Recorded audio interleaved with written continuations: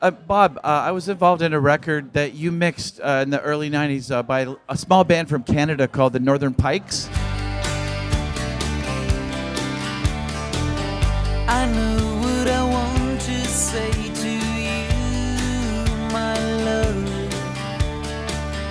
But when I try to speak, the words slip away. There was one of their singles. It was a single, and you put the snare all the way on one side. It was called "Kiss Me, You Fool." This song, and it was such a bold thing to do, and we still talk about it 30 years later. So it was a great move. The creative thought that you guys go through is amazing. So here's my question. I'm pretty sure that was a mistake. Yeah, no. Uh-oh. Just kidding. But it was a big hit in Canada, so it was a good mistake. Just a question about high passing. How aggressive do you guys get with high passing, like and specific to instruments? It's really comfortable to high pass it at 100 in the name of, cleaning things up. But how aggressive do you guys get with vocals and acoustic guitars and even bass and kick? Do you high pass some of that stuff? Well, it really depends on the sound and what's needed. I mean, like a really massive kick. If I'm looking at the stereo meters and it's doing that and it's hitting the compressor like incredibly hard, I'll high pass it to the point where it just sounds punchy. Acoustic guitars, I tend to high pass quite a bit, or at least roll out bottom end. Like if it's an acoustic guitar that's mic'd pretty close and it gets boomy, and I usually push a bunch of mid-range on it just to get it to cut through, and then stick it through a distressor or something like that, I mean, the way you know what to where or how aggressive to be is what you're hearing, right? Yeah, it's all different. It's trust what you're hearing, and the only way you can do that is to have a set of monitors that works for your ear brain. It can be anything. I mean, there's no monitors better than another. Everybody's so different with how you hear. So you just have to find the good fit that works for your ears. You could use my monitors and not hear them at all. You could work in Bob's studio and you're going to hear differently than he hears in there. So you just have to find something you trust. When you guys talk about making space for other instruments, do you prefer static EQ or dynamic EQ? Well, I'm always using static EQ because I'm on an SSL, and so it's not really dynamic. But I do have a BSS dynamic equalizer. I use that for vocals mostly, just to get rid of some harshness out of voices. I'm trying to think if I use any plugins. No. Yeah, how about you? No, I'm static too. I mean, there's once in a while there might be a section that just needs a little extra mid-range in it, and yeah, right. Okay, then I'll automate that. Automate it, yeah. Other than that, no, I like simple. It's best, it's that thing of keeping it simple, really. I'm always amazed. I did a session one time. I was mixing something for the Stones, and I came in at the end of the vocal session, and Mick was still about to record a vocal, and the engineer, he had the thing running through he had it run through some really esoteric preamp, and then some other esoteric, vintage equalizer, and then some other gadget, and it just didn't work, And Jagger's standing out there in the studio. What the hell's going on? Can we record this or not? And I finally stepped in and I said, look, how about we do this? How about we just plug the mic into the console and put an LA3A on it or an LA2A on it, and it was, it worked, and then it made the client happy.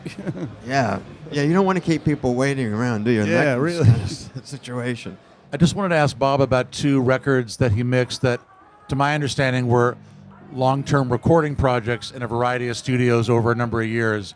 One is the Rolling Stones' Tattoo You, which is like, if I'm not mistaken, 7 different years of outtakes. And the other is Amy Mann's Whatever, which is a number of years, and how you approach that as opposed to a more cohesive. Yeah, Tattoo You was rough. That was difficult because it was over the 70s. I mean, one of the tracks was, I think, maybe 1971. So some of it was maybe not in 71. It must have been like 73, because there were 16 track ones, there were 24 track ones. Nothing was labeled. I didn't know which one's the 16s and which are the 20. I just had to put it on the machine and see how the tracks came up on the 24 track. And I didn't know what was Dolby and what was not Dolby. I'd have to really listen. Okay, does this sound like Dolby compression? And so it was a lot of weeding through it. We did some overdubs, so trying to figure out, what can we erase? There was one thing, I pushed up a track and it had some noise on it. It was like people burping and like it sounded like a bunch of drunk people, or like a couple of drunk people like swearing and just saying weird stuff. And I looked to Mick and he goes, "Oh yeah, you can get rid of that. No, that's me and who is it? Pete Townsend. Yeah, we got drunk the other night and we were screwing around." But then the next morning I read in the newspaper, right, in the Daily News or something, that Pete Townsend and Mick Jagger was seen going into a studio to record a part of the new Stones album, right? And I just erased it.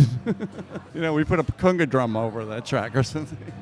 What situations do you find it more useful to use multiband compression or normal compression?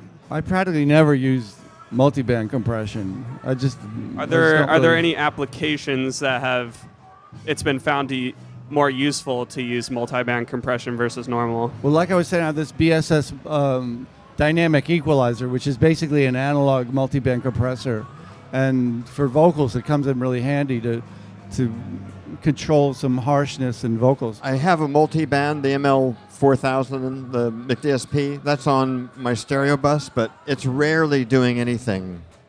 I had somebody from TC come over, and they had one of their finalizer gadgets, and it was a multi-band compressor.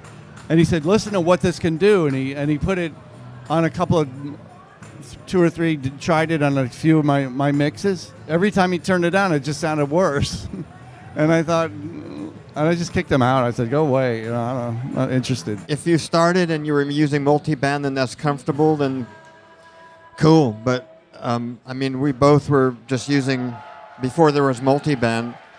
Maybe you've even done it where we had our own multi-band. Like you might mult off a sound and compress part of it and compress another. I've done that maybe a handful of times in 35 years because I had trouble. So compress the low end and compress the top end differently, kind of a multi-band thing.